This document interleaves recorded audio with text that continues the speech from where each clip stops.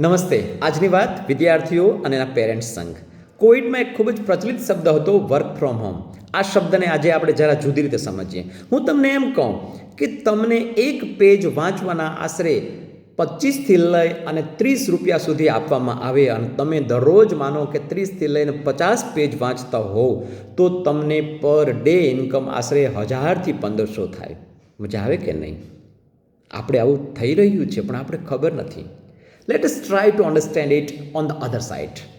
તમે અત્યારે એક સપોઝ એન્જિનિયરિંગ કોલેજમાં ભણી રહ્યા છો કે જે એક મિડ લેવલની પ્રાઇવેટ કોલેજ છે કે જેનો આશરે ખર્ચો ટ્યુશન ફી જોઈએ તો આશરે 50,000થી 2.5 લાખ, હોસ્ટેલ આશરે 20,000થી 1.5 લાખ, ફૂડ આશરે 50,000થી 1.25 લાખ, બુક્સ આશરે 10,000થી 25,000, તમારા પ્રાઇવેટ એન્ટરટેનમેન્ટ જેમ કે મોબાઈલ, ફિલ્મ, હરવું ફરવું એને એપ્રોક્સિમેટલી 20,000ની આસપાસ માનો કે ગણી લઈએ.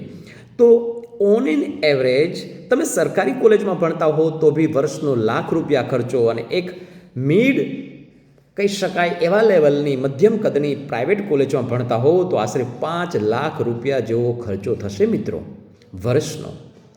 હવે આને આપણે જો 365 વર્ષના જે દિવસો છે એનાથી ભાગી નાખીએ તો તમે જો સરકારીમાં ભણતા હો તો આશરે ₹100ની આસપાસ તમારો ખર્ચ બેસે અને પ્રાઇવેટ કોલેજમાં ભણતા હો તો આશરે 1200થી 1500ની આસપાસ તમારો ખર્ચ બેસશે. ફરી પાછી પેલી બાબત રિકોલ કરીએ. હવે આ જ વસ્તુને તમે જો હરોજના 50 પેજ વાંચતા હો તો આ ખર્ચને 50થી ભાગી નાખો તો તમે જો એક સરકારી કોલેજમાં ભણતા હો તો એક પેજ વાંચવાનો ખર્ચ આશરે 5થી 10 રૂપિયા અને એક સામાન્ય પ્રાઇવેટ કોલેજમાં જો ભણતા હો તો એક પેજ વાંચવાનો ખર્ચો આશરે 20થી લઈને 40 રૂપિયા 50 રૂપિયા સુધી હોઈ શકે છે. ઇનડાયરેક્ટલી એમ કહી શકાય કે તમારા પેરેન્ટ્સ તમને એક પેજ વાંચવા માટે થઈને 10 રૂપિયાથી લઈ અને 50 રૂપિયા સુધી આપી રહ્યા છે.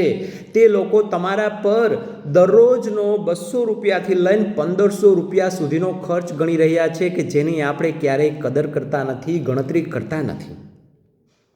શું તમને નથી લાગતું કે આનું ROI આપણે કેલ્ક્યુલેટ કરવું જોઈએ, રિટર્ન ઓફ ઇન્વેસ્ટમેન્ટ?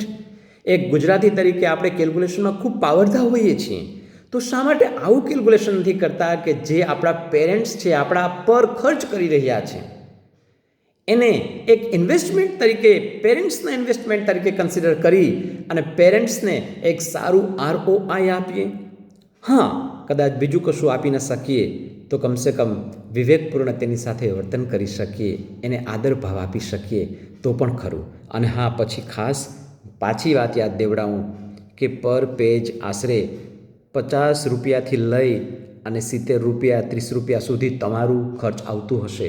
તમે તમારું પોતાનું કોસ્ટિંગ તો જરા ગણી જુઓ, પછી જરા પેરેન્ટ્સ પ્રત્યે અહોભાવ વ્યક્ત કરી જુઓ. ક્યારેક પેરેન્ટ્સ થાકેલા હોય તો માથામાં તેલ નાખી જુઓ, પગચંપી કરી જુઓ અને આટલું પણ ન થાય તો કમસે કમ પાણીનો ગ્લાસ ભરી અને પ્રેમથી આવકાર જરૂરથી આપો. Thank you.